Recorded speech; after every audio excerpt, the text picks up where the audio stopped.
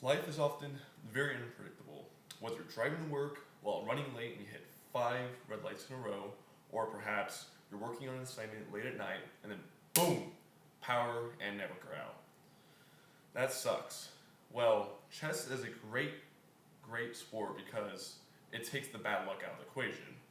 You can't blame the pieces, you can't blame the board, it's all on you. It's up here, and that's how you beat your opponent. And many beginners like individualistic aspects, but I find that many people are scared to learn chess due to its perceived difficulty they have. Well, I'm here today to prove you otherwise, and a little bit about me. I have played chess for about 3 years now. I've hit an ELO of about 1500, which makes me about intermediate in the sport. And we'll be going over how to move the pieces, chess principles, and then we will be simulating an opening. So first, how to move the pieces.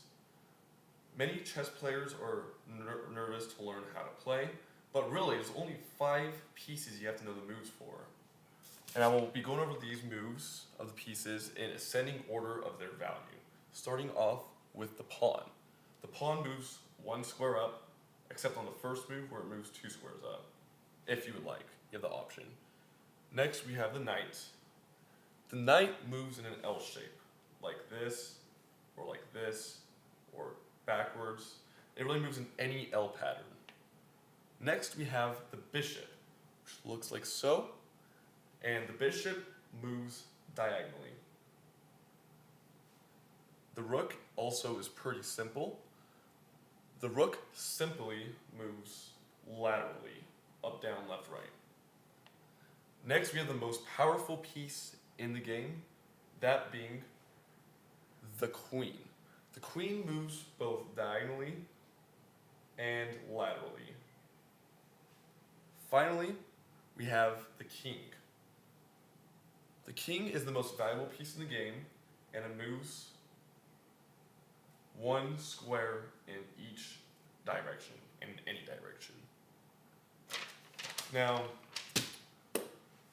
I will mention another move called castling real quick. It's a bit more advanced, and I will show it during our simulated opening, but basically, it's where if there's no pieces in between the king and the rook, and they haven't moved yet in the game, then you could do a move called castling, which is where you switch their places.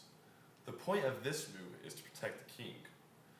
And overall, these are just a few moves, both basic, such as the basic moves, and then advanced, like castling, to help you improve your game. Next, let's talk principle. Principles are the pillars of chess, and it is with pillars that even the greatest players like Magnus Carlsen can improve their craft. Now, the first principle I'd like to go over is deploying your troops, or moving out your pieces. Imagine the chessboard as a battlefield. You want to move your soldiers out to protect your king. You want them to be in as good of a position as possible to fight.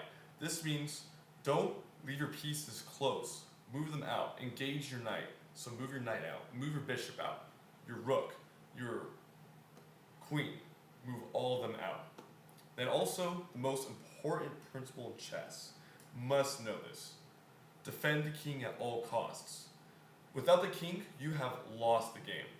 You're done. So please, always defend the king. You can do this by castling, and then also always be willing to sacrifice a piece if necessary for it. These principles will help you in your early stages of chess, and they will stick with you for your entire chess journey. Finally, it's time to simulate an opening and show you guys what an actual chess game would look like. So I will adjust this real quick so you can see the board, and I will get down my knees so you can see me. So here we have a board. From your left to your right, on the very back row, or rank, it goes rook, knight, bishop, queen, king, bishop, knight, rook, and then 1 row ahead, or rank, is all pawns in a row. And mirror this on the other opponent's side. And then you have a chessboard. So I will be playing an opening called the King's Pawn opening. This is the most common opening you will see in chess. So to start off, move the pawn up 2 squares, the pawn in front of your king. Your opponent will do the same. Next, engage your pieces. I mentioned this. Move your right bishop out, and your opponent will do the same. Once again, engage your pieces, move your bishop out to the middle of the board. Then the other opponent will do the same. Now, this is castling, so pay close attention. Move your king over 2, and this is the only time another piece can hop. Your rook hops the king. This protects your king. And this is why this is such a great opening, because firstly, your soldiers are out, and the king is protected. 2 principles that we learned are being done right now. Great. And this is just a little opening, a little sampler for you to start off. And you will later use this probably many times in your chess journey. Now, chess overall is a mental game, so be sure to constantly play so you too can best your opponents on the board. Today we learned how to move the pieces, key principles, and a simulated opening. Now, be sure to know that chess itself, while it's a pastime, when you're playing competitively and become competent, is the greatest feeling. Now, this advice all chess players will use on every level, whether you're a beginner or you're the most advanced grandmaster in the world. This advice applies to everyone, so don't feel bad or don't feel that you're just a beginner, because don't worry, everyone needs to know this. And last but not least, I encourage everyone who is listening to this to go on chess.com, boot up their own game of chess, and see how good they are. Maybe you'll be the next grandmaster.